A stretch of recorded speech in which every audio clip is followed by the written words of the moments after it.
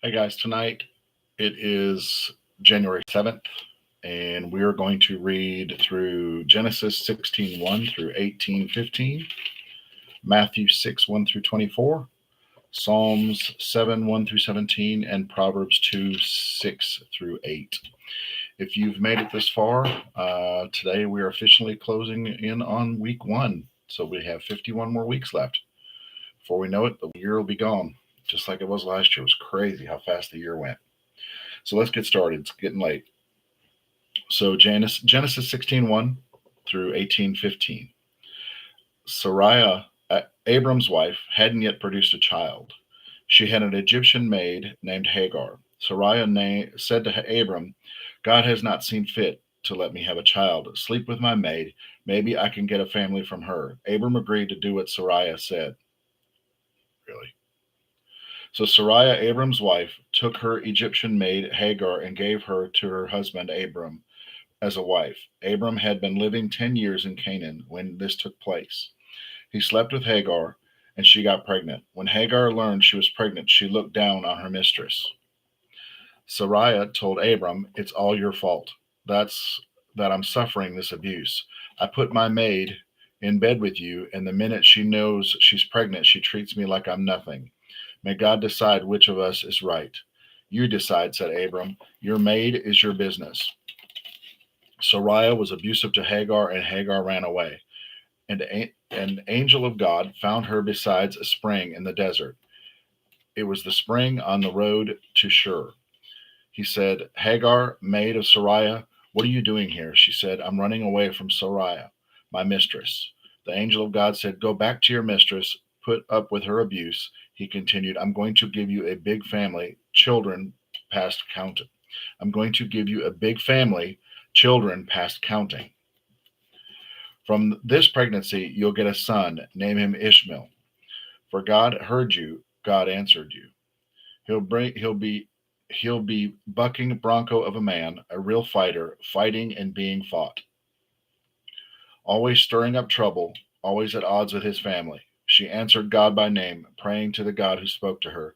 You're the God who sees me. Yes, he saw me, and then I saw him. That's how the desert spring got named God Alive Sees Me Spring. That spring is still there, between Kadesh and Bered. Hagar gave Abram a son.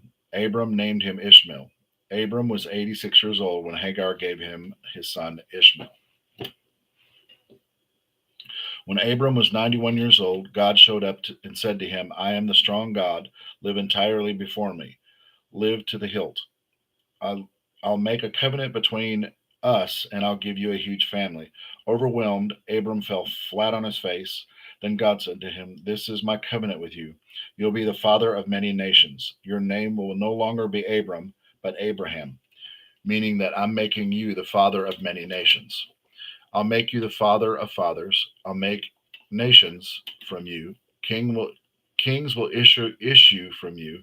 I'm establishing my covenant between me and you, a covenant that includes your descendants, a covenant that goes on and on and on, a covenant that commits me to be your God and the God of your descendants. I'm giving you your descendants this land where you're now just camping, this whole country of Canaan to own forever, and I'll be their God. God continued to Abraham, and you will honor my covenant, and you and your descendants, generation after generation. This is the covenant that you are at honor, the covenant that pulls into your descendants. Circumcise every male, circumcised by cutting off the foreskin of the penis. It will be the sign of the covenant between us. Every male every male baby will be circumcised when he is at 8 days old. Generation after generation, this includes houseborn slaves and slaves brought from outsiders who are not bloodkin. Make sure you circumcise both your own children and anyone brought in from the outside. That way my covenant will be to cut that way my covenant will be cut into your body, a permanent mark of my permanent covenant. An uncircumcised male, one who has not had his foreskin of his penis cut off, will be cut off from his people. He has broken my covenant. God continued speaking to Abraham and Sarai, your wife. Don't call her Sarai any longer, call her Sarah. I'll bless her. Yes, I'll give you a son by her, and now I'll bless her. Now I'll bless her. Nations will come for her. Kings of nations will come from her. Abraham fell flat on his face, and then he laughed, thinking, "Can a 100-year-old man father a son? And can Sarah, a 90 years, have a baby?" Recovering, Abraham said to God, "Oh, keep Ishmael alive and well before you." But God said, "That's not what I mean. Your wife Sarah will have a baby, a son. Name him Isaac." Laughter. "I'll establish my covenant with him and his descendants, a covenant that lasts forever. And Ishmael, yes, I heard your prayer for him. I'll also bless him. I'll make sure he has plenty of children, a huge family.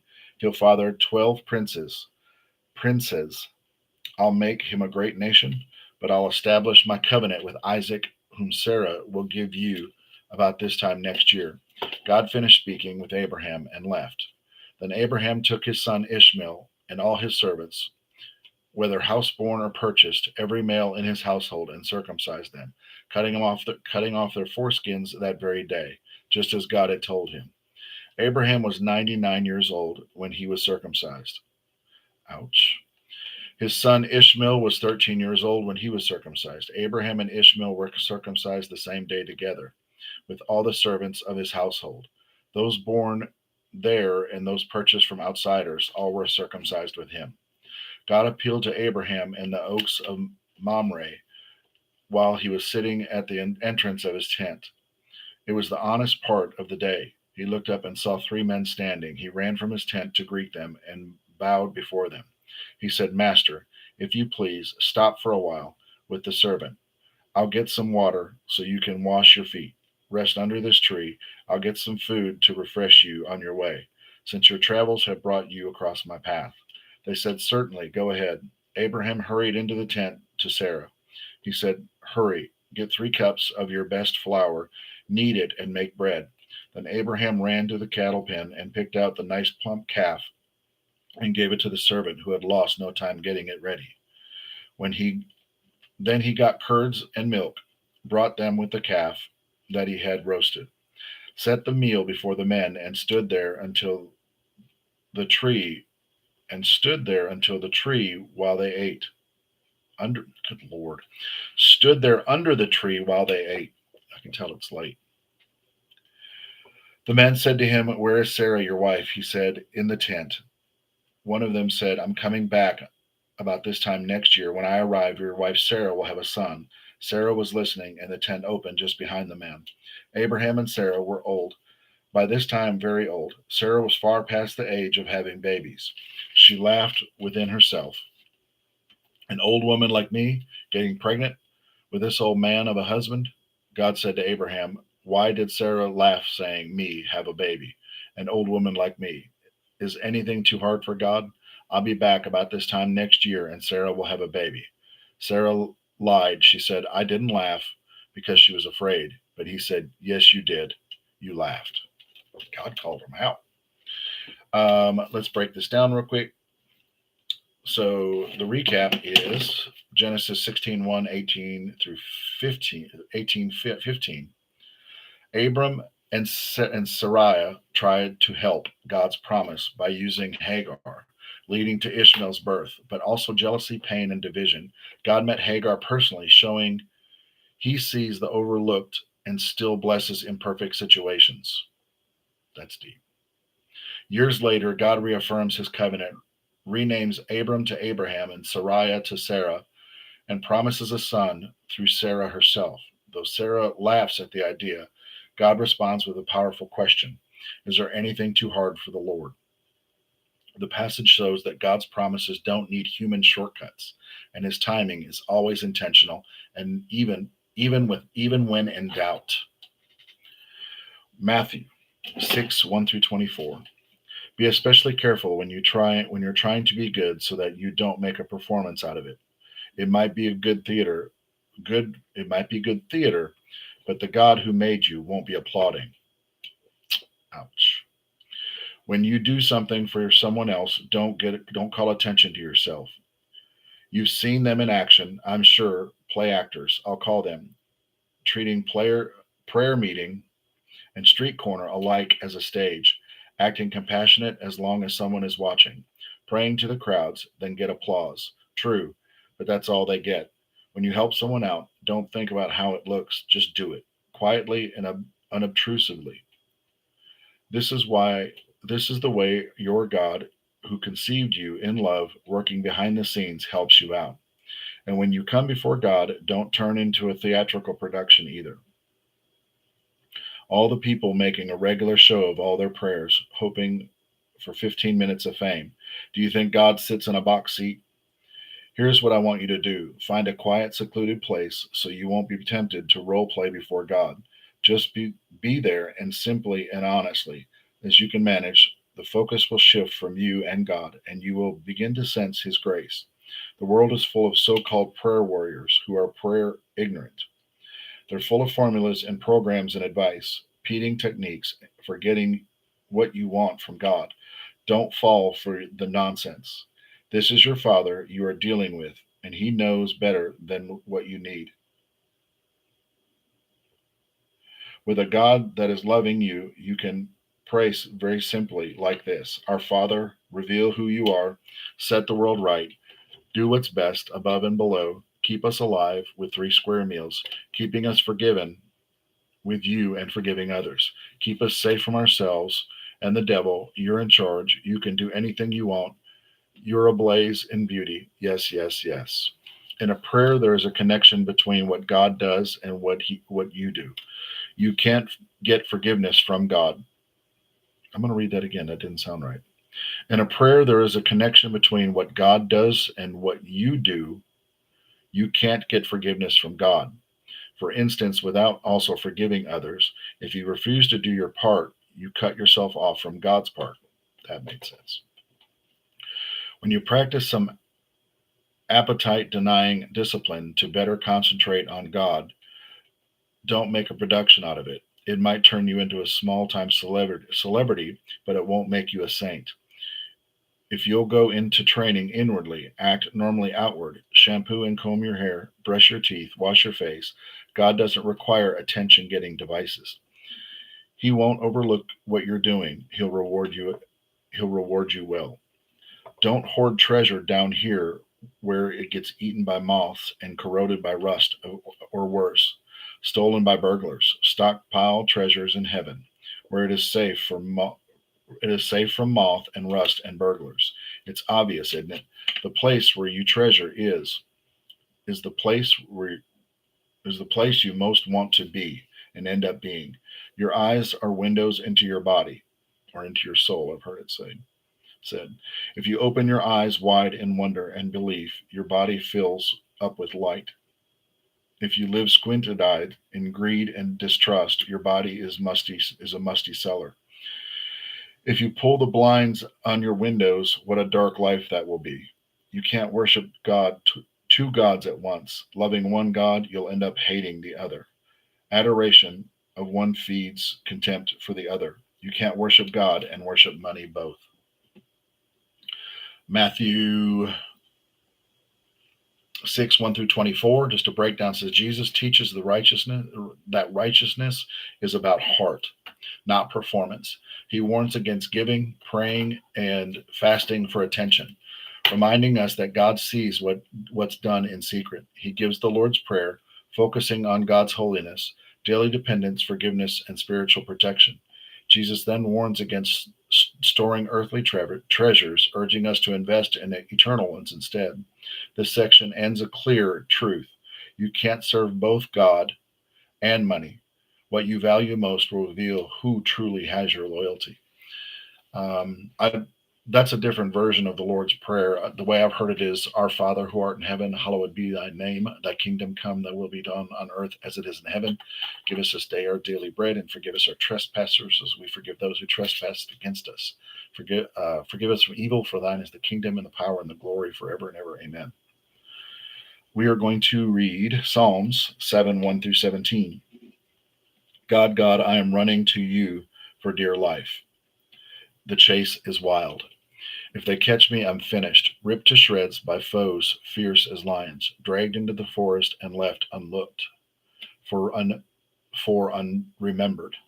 God, if I've done what they say, betrayed my friends, ripped off my enemies, if my hands are really that dirty, let them get me, walk all over me, leave me flat on my face in the dirt. Stand up, God, pit your holy fury against my furious enemies. Wake up, God, my accusers have packed the courtroom. It's judgment time. Take your place on the bench, reach for your gavel, throw out the false charges against me. I'm ready, confident in your verdict, innocent. Close the book of evil, God, but publish your mandate for us. You get you get us ready for life. You probe for our soft spots. You knock off our rough edges, and I'm feeling so fit, so safe, made right, kept right. God, in solemn honor, does these things right, but his nerves are sandpaper and raw. Nobody gets with anything Nobody gets by with anything. God is already in action, sword honed and on his white stone, bow strong, bow strong, excuse me, arrow on the string, lethal weapons in hand, each arrow a flaming missile. Look at that guy. He had sex with sin. He's pregnant with evil. Oh, look, he's having a baby, a lie baby. See the man shoveling. See that man shoveling day after day, digging, then concealing his man trap. Down the lonely stretch of road, go back and look again. You'll see him in his head first. Legs waving in the breeze. That's what happens. Mischief backfires, violence boomerangs. I'm thanking God who makes things right. I'm singing the fame of heaven, high God. Psalm 7, 1 through 17 breakdown says David cries out to God for refuge while being falsely accused. He invites God to judge him honestly, showing confidence in God's justice. The Psalms emphasize that God is a righteous judge who defends the upright and opposes the wicked. Evil eventually collapses on itself while praise rises to God for his fairness. This message is simple. Trust God to defend your character. Don't take revenge into your own hands. Lastly, Proverbs 2, 6 through 8. And here's why God gives out wisdom free. Is pain spoken in knowledge and understanding. He's a rich mine of common sense for those who live well. A personal bodyguard to the candid and sincere, he keeps an eye on all who live honestly and pays special attention to the loyalty committed ones. Proverbs 2, 6 through 8. Wisdom comes from the Lord alone. God gives knowledge, understanding, and protection for those who walk uprightly. He guards the path of justice and watches over his faithful people.